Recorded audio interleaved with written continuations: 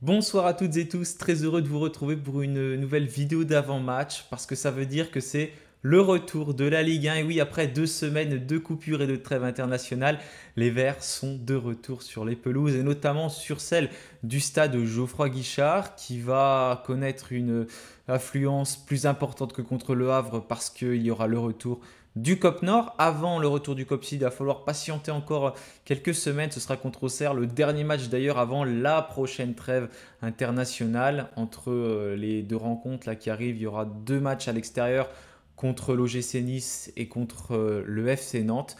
Là, ce sera face à une équipe de niveau Ligue des Champions, taillée pour la jouer et qui va la disputer. Ça va commencer dès la semaine prochaine, donc il faut aussi prendre en compte cet aspect-là, parce qu'à un moment donné, peut-être que Bruno Genesio va devoir faire des choix. Pour l'instant, c'est compliqué pour Saint-Etienne ce début de saison, mais bon, on est amoureux du club, donc on a tellement envie de revoir nos Verts. Mais bon, on va quand même rappeler les choses qui sont vraies, parce que ça fâche, mais c'est vrai.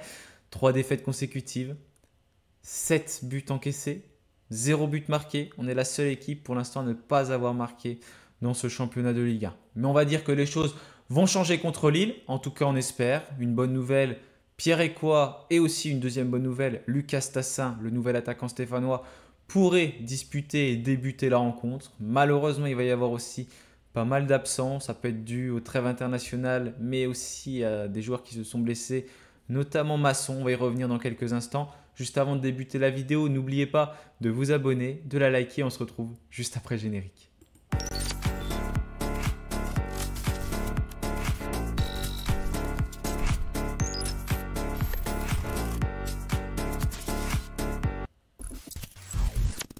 Avant de débuter cet avant-match, je voulais rendre hommage à monsieur Didier Roustan, journaliste qui nous a quittés dans la nuit de mardi à mercredi. Une très triste nouvelle.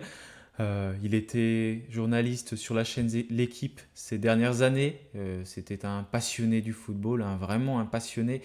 Il aimait énormément en parler du football, de tout ce qu'il y a vraiment dans le football, les actions, les gestes, tout ce qu'on peut retrouver autour d'un match.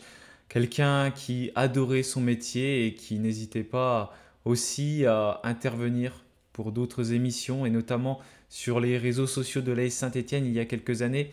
Il tenait une rubrique qui lui correspondait parfaitement, nommée le geste vert. Et dans cette rubrique du geste vert, il évoquait des actions, des buts, des mouvements collectifs. Il évoquait voilà, un aspect du match pendant quelques minutes. Il parlait du ballon, de sa circulation. Il parlait des joueurs, comment ils tournaient autour du ballon, comment ils se démarquaient sur le terrain. C'était le geste vert tout simplement et il a tenu cette rubrique pendant quelques temps sur les réseaux sociaux de Saint-Etienne. C'était très passionnant à suivre. Vous pouvez d'ailleurs les retrouver sur la chaîne YouTube du club. J'ai été très attristé en apprenant son décès. Je pense que ça a été le cas pour tout le monde parce que c'était vraiment un journaliste passionné par le football. Voilà, je voulais vraiment lui rendre hommage avant de débuter cette vidéo d'avant-match. Et je pense que cette rencontre contre Lille, il aurait vraiment voulu la suivre et puis la décrypter aussi et l'analyser. Très difficile de passer à autre chose et puis d'évoquer cet avant-match après, mais on va quand même faire cette vidéo d'avant-match pour l'AS Saint-Etienne avec pas mal d'absences. Thomas Monconduit qui ne va pas être dans le groupe stéphanois. L'équipe nous l'a appris ce mardi. Bon, Dalloglio faisait le choix souvent de ne pas le sélectionner, mais là il ne pourra pas. Touché au niveau d'un tendon de la cuisse. Donc le milieu relayeur, récupérateur, plutôt récupérateur stéphanois, qui n'était pas présent sur ces dernières journées, ne sera en tout cas pas dans le groupe. Ivan Masson, qui ne devrait pas être là non plus, ça c'est une très mauvaise nouvelle. Pour Thomas Monconduit, c'est entre 3 et 4 mois selon le média. Pour Masson, c'est environ 2 mois. Et c'est vraiment une mauvaise nouvelle parce qu'il était titulaire pour le coup. Dalloglio, il avait mis Cornu à gauche et Masson à droite. Et on en parlait d'ailleurs. S'il arrive quelque chose, comme on fait, on n'a personne d'autre. Et bien là, malheureusement, c'est arrivé pour Masson, touché au niveau du ménisque, qui devrait être absent plusieurs semaines, 2 mois. À confirmer, parce que pour l'instant, c'est les informations de l'équipe. Dalloglio n'a pas fait sa conférence de presse quand je tourne cette vidéo. Mais voilà, en tout cas, une grosse absence du côté de Saint-Etienne. Et on va se poser des questions forcément. Changement de système, retour de Denis Sapia, Olivier Dalloglio va devoir tenter quelque chose. Augustine Bocchi également ne sera pas là, victime d'une rechute. Une mauvaise nouvelle n'arrive jamais seule. Selon le média, il ne sera pas présent dans le groupe. On ne sait pas la durée de son absence, mais en tout cas une rechute. Et un autre joueur qui a rechuté, malheureusement il n'a pas de chance, c'est tout le temps la même chose depuis plus d'un an maintenant, c'est Ibrahima Ouadji.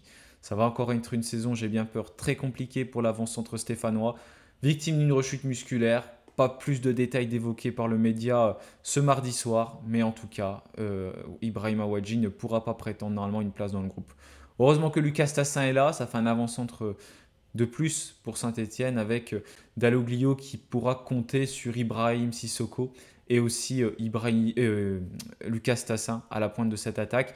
Et une autre incertitude, c'est Benold, parce qu'il était en sélection comme d'autres joueurs stéphanois, mais Benold, lui, il revient plus tard. Ce jeudi, normalement, Saint-Etienne, il a joué contre les États-Unis, là. Ils ont fait match nul 1-1 avec la Nouvelle-Zélande, et le temps de revenir, c'est loin. Donc, forcément, il va revenir que ce jeudi. Et ça peut être compliqué pour lui de prétendre une place dans le groupe, donc d'être titulaire. C'est encore plus compliqué juste après son retour. Donc voilà, pas mal d'absents, ou en tout cas de potentiels absents dans le groupe de Saint-Etienne. Du côté de Lille, il y a aussi des joueurs qui vont manquer à l'appel. Il n'y a pas qu'à Saint-Etienne qui a des mauvaises nouvelles. On a Haraldsson, victime d'une fracture de fatigue. C'est pareil, on a pas mal de joueurs qui sont partis en sélection à Lille et Haraldsson en faisait partie. On a Ben Taleb qui a été victime d'un malaise il y a 2 mois environ et qui donc n'est pas revenu. On a également Ngalayel Mouko qui était victime d'une entorse de la cheville, le jeune milieu défensif lillois. Samuel Umtiti qui n'a pas joué depuis le début de la saison et Ismaili touché aussi au niveau du ménisque qui ne devrait pas pouvoir prétendre une place dans le groupe lillois. Et puis on a d'autres joueurs, notamment l'un des meilleurs de cette équipe, Zegrova. Bon, on a des incertitudes parce que vous avez peut-être vu un peu l'actualité. Il a été viré de sa sélection à cause d'affaires extrasportives. On ne sait pas trop quoi encore. Il y avait eu une sortie d'évoquer en boîte de nuit, mais le joueur a démenti. Donc voilà, on ne va pas dire n'importe quoi. On ne sait pas ce qui s'est passé, mais Zegrova a dit vous verrez réponse sur le terrain. Donc s'il pouvait répondre après le match contre Saint-Etienne, ce serait pas plus mal. Donc voilà, pour les potentielles absences, en tout cas du côté de Lille. Et il y a un joueur qui a fait son retour, c'est André Gomes qui était parti en fin de saison, pas dernière, mais celle d'avant en Angleterre et qui là a fait son retour à Lille en ce début du mois de septembre. Et c'est pareil, ils ont recruté 2-3 joueurs en fin du mercato. Donc ils vont aussi avoir des recrues potentielles qui vont pouvoir jouer lors de cette rencontre. Pour parler de l'état de forme de cette équipe lilloise, donc c'est une équipe qui était plutôt en forme avant leurs 2 dernières rencontres. Bon, ils ont perdu contre le Slavia Prague, mais ça ne fait rien parce qu'ils se sont qualifiés en Ligue des Champions, donc c'était plutôt une défaite heureuse pour eux. Et puis ils ont perdu contre le PSG lors de la dernière journée. Bon, on perd contre le PSG, il n'y a rien d'affolant pour eux, mais en tout cas, voilà, c'est une défaite. Tout de même, ça s'est joué en fin de match, score 2-3 buts à 1. C'est Kolo Muani, je crois, qui a marqué le dernier but dans les dernières minutes du temps additionnel pour définitivement donner la victoire au Paris Saint-Germain. Mais sinon, Lille qui avait marqué pas mal de buts tout de même depuis le début de la saison et qui s'était imposé contre Angers et lors de la première journée contre Reims. 2-0, c'était lors des 2 premières journées, une des meilleures défenses de Ligue 1 qui est pour l'instant 6e. Bon, le classement ça ne veut pas dire grand-chose en début de saison, mais ils ont encaissé 3 buts et 3 buts lors du même match contre Paris. Donc ils ont été solides contre Reims et solides contre Angers. Et puis donc au niveau des buts marqués, ils en sont à 5 réalisations, donc une différence de but qui est favorable. Pour l'instant 2+2. Bon, je vous ai mis le bilan domicile et le bilan extérieur, mais bien évidemment, ça ne veut pas dire grand-chose. Mais il y a quand même quelque chose qui est important, c'est que les 5 buteurs sont 5 buteurs différents, ce qui veut dire quand même qu'il y a pas mal de joueurs qui peuvent marquer dans cette équipe lilloise, avec aussi des passeurs décisifs. Et vous voyez Rémi Cabella qui va faire son retour dans le chaudron. D'habitude, il est derrière moi quand je tourne mes vidéos. Là, je ne l'ai pas le cadre. Mais en tout cas, Rémi Cabella qui a mis un message sur les réseaux sociaux pour dire qu'il était content de retrouver le stade Geoffroy Guichard. Donc ça, c'est quelque chose à signaler, le retour de Rémi Cabella. Malheureusement, pas dans un stade plein parce qu'il n'y aura pas le COP Sud, mais il va pouvoir retrouver une partie des supporters stéphanois. Et au niveau de cette composition de Lille, le dispositif, je ne l'ai pas mis parce que pour l'instant, Bruno Genesio qui change pas mal. Un coup c'est à 5, un coup c'est à 3. Il ne fait pas trop de défense à 4. Donc j'espère qu'on a quand même bien étudié cette équipe lilloise. Et d'ailleurs, on va retrouver Bruno Genesio. Je crois que la dernière fois, c'était à Geoffroy Guichard, c'était contre Rennes, quand on est perdu 5-0 et quand Puel avait été démis de ses fonctions, donc en décembre 2021. L'ancien entraîneur de Lyon aussi qui va faire son retour dans le stade Geoffroy Guichard. Et puis on va voir quelle composition il va aligner face à Saint-Étienne. Bien évidemment, dans cette équipe lilloise, il y a beaucoup de joueurs à surveiller, hein. C'est Grova, Mohamed Bayo, il y a Cabella, Jonathan David, bref, il y a plein de joueurs, Lucas Chevalier, le gardien aussi. Donc il y a beaucoup de joueurs d'un grand niveau dans cette équipe taillée pour jouer la Ligue des Champions. On va passer maintenant à nous, à Saint-Étienne. On est malheureusement sur 5 défaites consécutives là, dans les matchs qui sont affichés. 3 en championnat, pas de but marqué, beaucoup de buts encaissés. C'est ça qui est un petit peu le plus inquiétant. 4 notamment contre Brest avec une prestation compliquée. Bon, on a quand même pas mal réussi contre Monaco pour le premier match, même si on a perdu 1-0.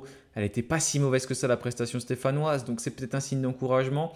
Même si c'est vrai que l'Arsenal avait fait beaucoup d'arrêts et on aurait pu en prendre beaucoup à ce moment-là. Mais dans les intentions, c'était quand même bien différent de contre Brest. Bon, l'équipe va être pas mal changée cette fois-ci. Je suis curieux de voir ce que Olivier Dalloglio va faire comme choix, mais tout ce qu'on attend, c'est que cette équipe stéphanoise, elle ait de bonnes intentions, qu'elle ait envie tout simplement de gagner, de s'imposer et puis surtout qu'elle rassure ses supporters parce qu'on est tous un peu inquiets forcément après ce qu'on a vu.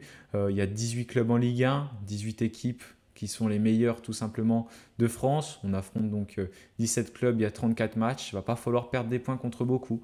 Il va réussir à falloir en marquer, d'autant plus qu'on a échoué contre le Havre notamment qui va sans doute jouer le maintien. Brest, on ne sait pas trop ce qu'ils vont jouer cette saison, même si c'est une équipe qui va jouer la Ligue des Champions, mais ça peut être compliqué aussi pour eux, on l'a vu lors des 2 premiers matchs. Donc l'objectif, ce sera de réussir à se rassurer avant la prochaine trêve internationale, donc contre Lille, contre Nice, contre Nantes et contre Auxerre, un calendrier qui n'est pas facile, mais c'est la Ligue 1 et ce sera facile contre personne. Voilà, j'aimerais bien changer le truc. But, j'ai marqué personne, passe décisive, j'ai marqué personne. Au niveau de la défense, donc 7 buts encaissés pour Saint-Étienne, 0 but marqué. On est la pire attaque de ce championnat. Donc voilà pour les choses qui ne sont pas forcément très rassurantes.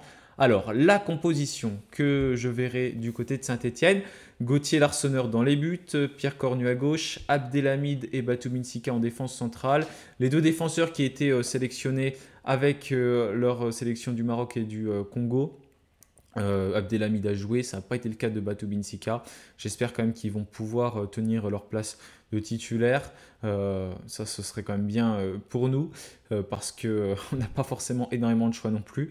Pour Abdelhamid, il y a le choix qui peut se faire aussi avec Michael Nadé, mais j'ai pas l'impression que ce soit un choix de Dalloglio. C'est pour ça que je le mettrai. Ça tiendrait que de moi. Je mettrai une défense Nadé et Batoumine Sika. Apia sur le côté droit.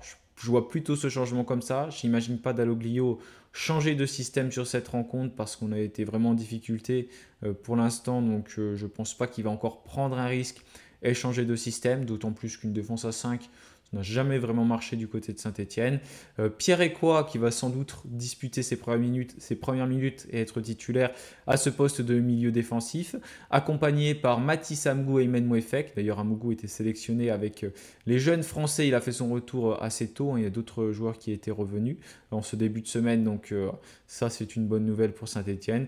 David Ashvili va sans doute être à droite et Cafaro à gauche. Je ne suis vraiment pas fan de David Ashvili à droite parce que je le préfère à gauche, à moins que Cafaro bascule à droite et David Ashvili à gauche, mais on n'a pas Boki. Ben Holt sera sans doute trop juste, donc pas vraiment beaucoup de choix. Je ne le vois pas remettre Aymen Aiki sur cette rencontre. Donc à mon avis, ça va ressembler à quelque chose dans ce style-là. Et puis en attaque stéphanoise, je tenterai bien Lucas Tassin qui va peut-être disputer ses premières minutes, ce qui mettrait Ibrahim Sissoko sur le banc. En tout cas, j'attends beaucoup de ce joueur, j'attends beaucoup de cette équipe. Et puis voilà, on attend de nos recrues, hein, que ce soit Stassin et Ecoua, forcément, ils sont un peu les 2 hommes qui vont peut-être changer les choses. En tout cas, c'est ce qu'on espère après un début de saison compliqué. On a fait 2 dernières recrues, peut-être un éventuel joker à ce poste de latéral. On va voir comment les choses vont avancer. Mais forcément, c'est 2 joueurs sur lesquels on compte. Mais encore une fois, c'est des joueurs qui sont très jeunes. 19 ans pour Stassin, 22 ans pour Ecoua. Donc il ne faut pas mettre la pression sur les épaules de joueurs de cet âge-là. Mais bon, on sait qu'il va falloir tout de même réussir à produire des choses intéressantes pour pouvoir ramener des points. Merci à tous d'avoir suivi cette vidéo. On se retrouvera pour le débrief de la rencontre. En attendant, je vous souhaite une très belle semaine et bien évidemment, allez les Verts. Salut à tous.